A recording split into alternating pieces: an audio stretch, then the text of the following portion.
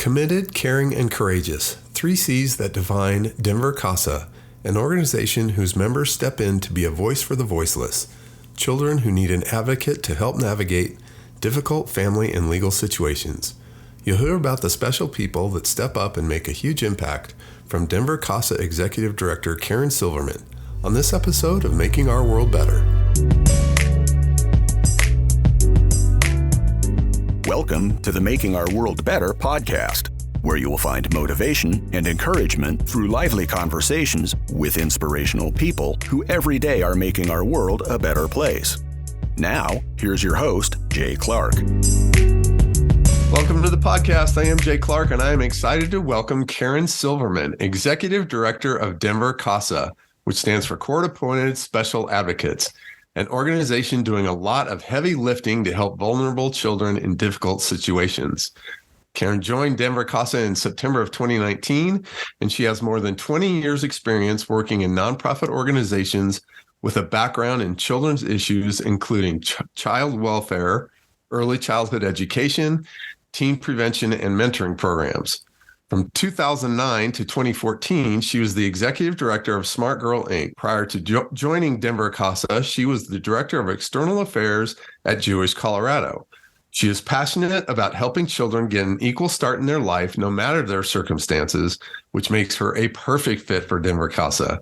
She is a member of the Denver Best Practice Court Team Steering Committee and also sits on the Denver Foundation's Advisory Committee for Community Impact. Awesome. She earned her BA from the University of Colorado in International Affairs and her JD from the George Washington University School of Law.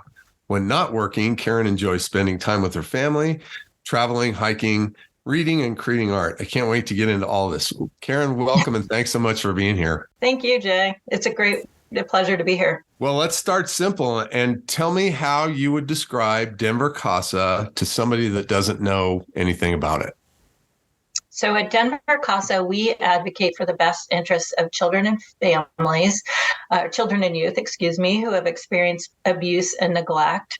And find themselves with an open dependency and neglect case.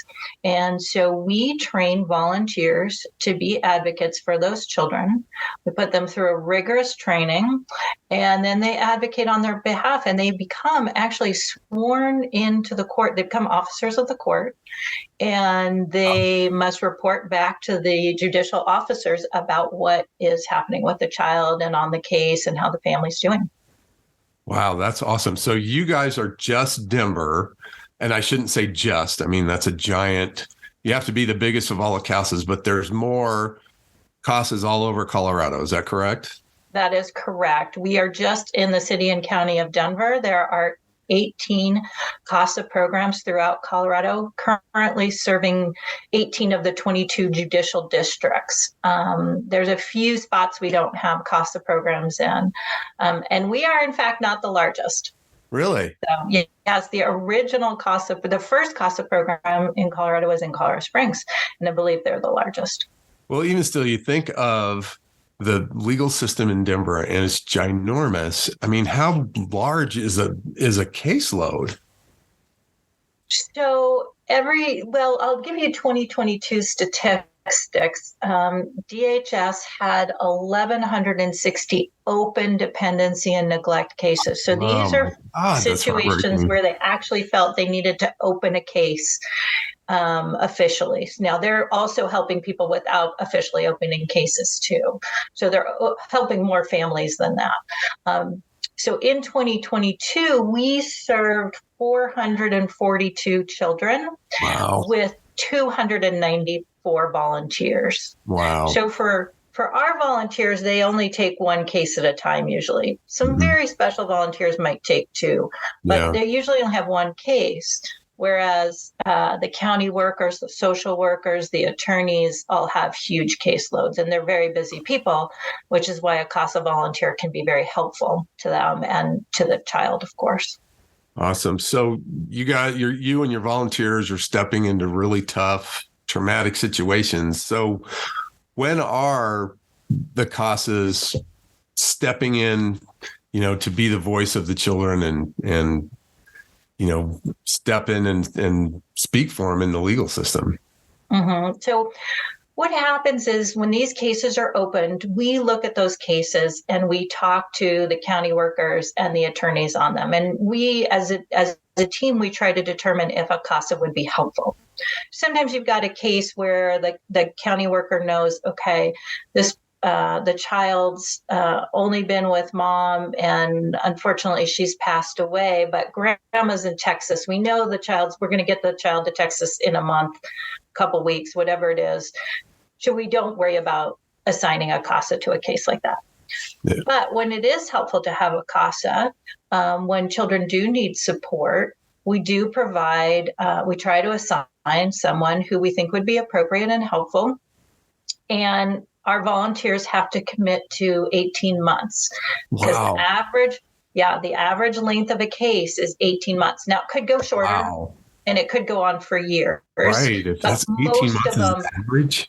Right. Most of them close within 18 months. And that's because you're trying to give the parents and the family time to get their children back home, to do the things they need to do. In the case I gave you, where if the parents die, that's a different situation. Right. But if you've got parents who are working on addiction issues that need to find stable housing, doing those things, you want to give them enough time to do that and enough support to do that so children can go back home. Because we know that removing a child from the home is one of the most traumatic things we can do. Right. And that should really be a last resort when things aren't safe there. Yeah. And I would also think that a big role of what the CASA can do is bring that stability, because the uncertainty of what's going to happen has got to be a super traumatic thing for a kid, right? Exactly. So our CASA volunteers, one of the main roles is being a supportive, caring, and stable and consistent person in their life. Depending on the age of the child, they're going to do different things with the child. And they're also going to explain what's going on to the level of understanding. So if you've got an older youth who really knows what's going on, the relationship looks different than taking a 2-year-old to the park to play, right? Depending on the age of the youth, we're also helping the youth find their own voice and speak out for themselves as well. Yeah. And, you guys are dealing with super complex, hard issues. I mean, how difficult is it to understand, and I'm sure this is part of the training, but understand where the kid is at as far as their mentality and, just being present for them and meeting them where they're at? So I'll touch on the training part first. Sure. Our volunteers go through a minimum of 30 hours of training before they can be assigned to a case. So we take training very seriously. And then after that, they have to attend 12 hours of training throughout the year, sort of like, ongoing education. Wow. And one of the things we do for those ongoing hours is we'll do training on special issues. So if you go through the training and then you have an older youth, you might take another training that talks more about teen development and the teen brain and how it works, things like that. Yeah. Throughout this whole thing, after you're assigned to a case, you're not alone. You're not just doing this on your own.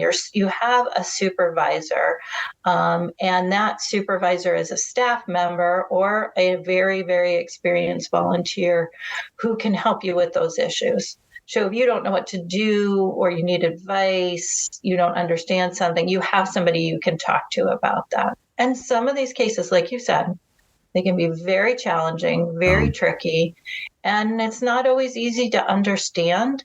But one of the things that we find is just showing up consistently is half the battle, right? Like being there, even if you can't say, I understand what it's like to be in your shoes, you can still be there and you can still listen. You may not solve all the problems, but you're there to be a listener and then to help find solutions. So if it is really complicated and you find a child's got some really serious emotional distress going on, you're going to recommend to the court that they get a therapist.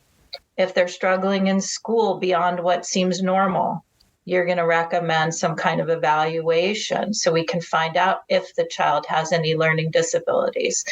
All of those things you can have an impact on. You don't have to solve the problem. You're sometimes you're just being the one who's flagging the problem and saying, Right. Right. I'll give you a good example. You're advocating, like the title says. I mean, exactly. You're advocating. right. So here's a great example. We had a really complicated case. There was so much going on in this case. The girl was a teen. She had braces. She was 14 years old, and she had them on for a year without them being adjusted. And she was in a lot of pain. She was in so much pain, and nobody was listening because there were these bigger, more important details in terms of, the attorneys and the caseworkers. And the CASA volunteer went into court and said, she has got to get her braces adjusted. Like, we just have to do that now. And they did it, and she was pain-free, right? Like, they took care of her teeth. Wow. And, it's not that nobody else cared. It's just that there's so much happening. So much happening. Nobody else could do it. Right. And so that's a good example of something really simple, but made a big difference in her life because she was in constant pain. Think about how that affects everything. What you eat, how you perform in school, how you show up in different places, right? Like, so it might sound like a small deal, but it's a huge deal. Yep. That's awesome. So, being a CASA, this is a commitment. And I'm sure the rewards are high when you can pull off something like that. But what are the qualities that you really look for somebody who's interested in being a CASA? Sure. We really look for somebody who, like we said, can make that commitment, that time commitment. They have to be patient and flexible with both the system and the family and themselves, right? And really somebody who can step outside of their own life and understand what it's like to be in another situation. A lot of times these families, it's not that they don't love their children. It's that things have spiraled out of control, right? We have a lot of neglect cases where the living situation might not be great, but doesn't mean there isn't love there. It means that when the car broke down and they couldn't fix it, then they lost their job, et cetera, et cetera. Spiral. Right. We hear about these kind of situations all the time. And so really somebody who can understand that and provide help. Sometimes advocacy looks like helping mom and dad out. Sure. We had a case. Right. We had a case where one of the main barriers was that mom couldn't find stable daycare. So she was having trouble working. The CASA and the foster parents spent a lot of time helping her, especially the CASA found the daycare. The foster parents were super supportive. When the kids went back home, when mom became stable and everything was okay again, the kids went back home, and at the reunification hearing, there's obviously it's a celebration when kids go back. Everybody was in the courtroom. There were tears all around, and the foster parents and the CASAs all pledged to continue to help mom, to create that village. Right. We always talk about needing community to raise our kids. Right.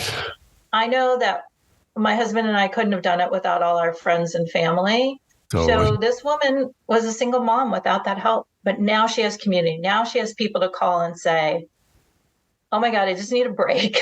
Can you come over here and take these monsters out of the house for an hour and run them around the park, right? And bring them back, because we all need that. Yeah. Right? It's just part of life. Right. So.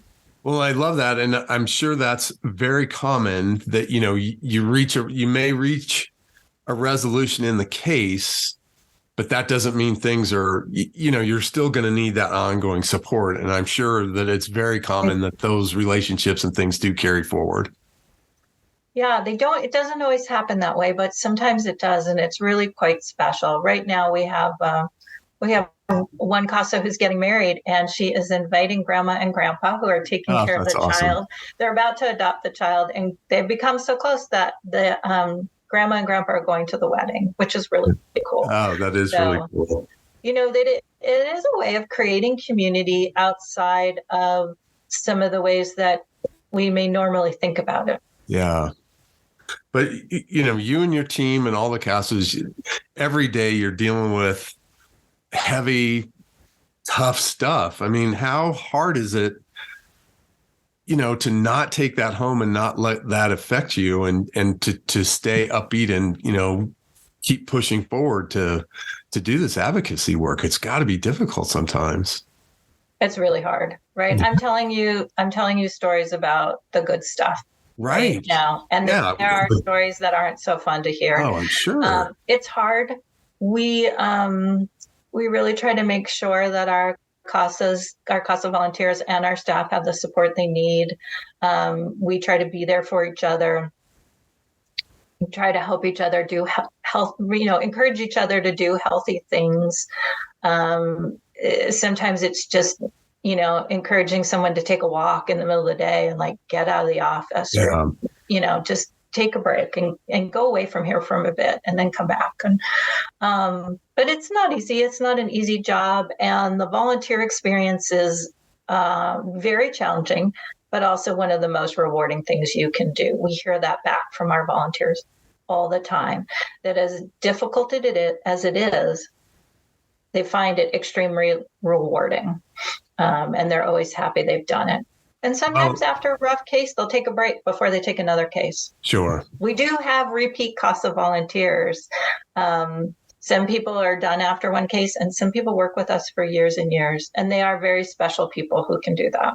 No kidding. And I'm sure it's one of those things where, you guys are not only helping the here and now, you're changing the trajectory generationally for a family, which has to be one of the really rewarding parts of it. It is. So we know that if a child this is for anybody, actually, anybody that there's something called ACEs, which I don't know if you've heard of before, but these are adverse childhood experiences. And we all have them. Somebody dies, parents get divorced, whatever it is. The more of those you have, the more likely you are to have poor health outcomes later in life and engage in riskier behavior. We also know there's something called positive childhood experiences. The more of those you have, the more resilient you are. So even if you're going through a crisis or some kind of trauma, if you have these positive experiences and you have somebody besides your parents there, a positive influence on your life, that you will do better. Because you look back and you go, oh, I know things can be fun. I know there can be positive things. I know there can be somebody out there to listen to me. So even if that person's still not in your life, you have that memory. You have those good memories of things being better. And that helps build resilience. So we are help changing not just the situation right at that time, but also hoping to help, when you get resources to a family, when you get help to a child, when you provide those positive experiences, those do help a child throughout their life. So just like thinking, yeah, I helped this girl get her braces fixed so she wasn't in pain anymore. That's going to stick with that girl forever. Mm-hmm. That, there are people out there that will help me because that one time. So, something, a small act like that really can change a whole trajectory, which is awesome. So are there other favorite success stories that you could share? I'm sure there's countless. There are. Well, I'll tell you quickly about another program we have. So our main program deals with dependency and neglect cases. We also work with truancy cases, and we have something we call our older youth program. And these are teens who are older and generally have their dependency and neglect cases closed, but they're still, the only qualification is that they have to have been in the child welfare system at some point. So think about going from, turning 18 and trying to become an adult. Those are tough years without family support or with little support.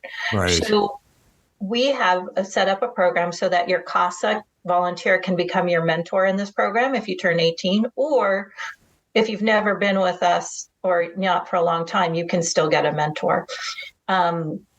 And so we have this special program, and it has incentives for these youth to work on life skills, and they set their own goals. It's very self-paced. Oh, that's awesome. Right. Trying to figure out what they want to do. If they're interested in getting a job, the mentor focuses on that.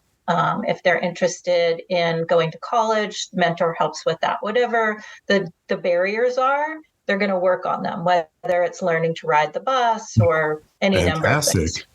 Yeah. So we have a process where when they come to the end of the year, they need to sit down with the manager of the program and determine if they're going to re-up for another year. And this is just very sweet that during one of those conversations, they spend a lot of time kind of talking about how they've helped each other and how nice it's been. And one of them said, nobody's ever cared about me before, but I think of you as my grandma. And I just thought that was so sweet that, so that is again, awesome. We're building community, right?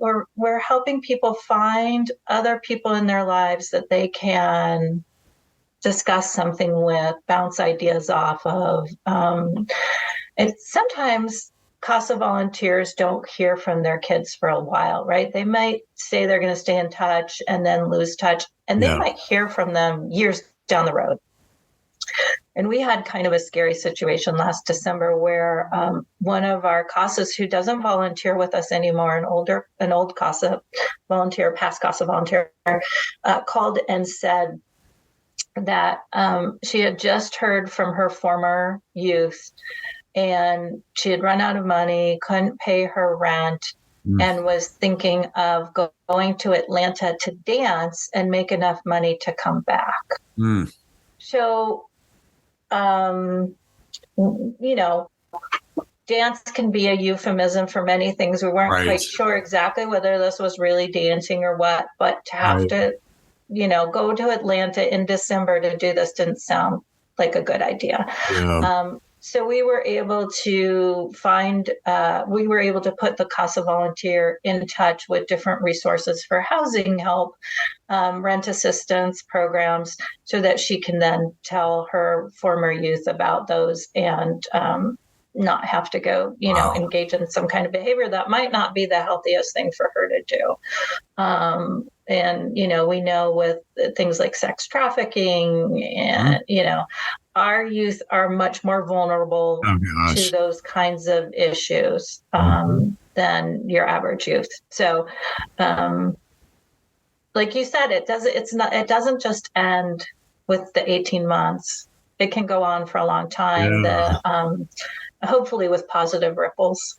Right. Well, that's so great. It's been great to learn about all this stuff outside of CASA is somebody who is the voice for a kid in the legal system. And it's really so much more than that. So that's fantastic to learn. But, this work is not for the faint of heart.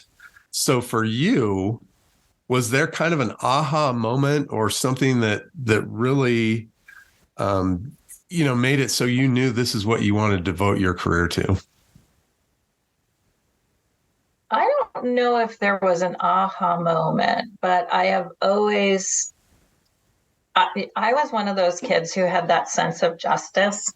I walked around as a little kid saying it's not fair. Right? I was that kid, annoyed my parents so much, right?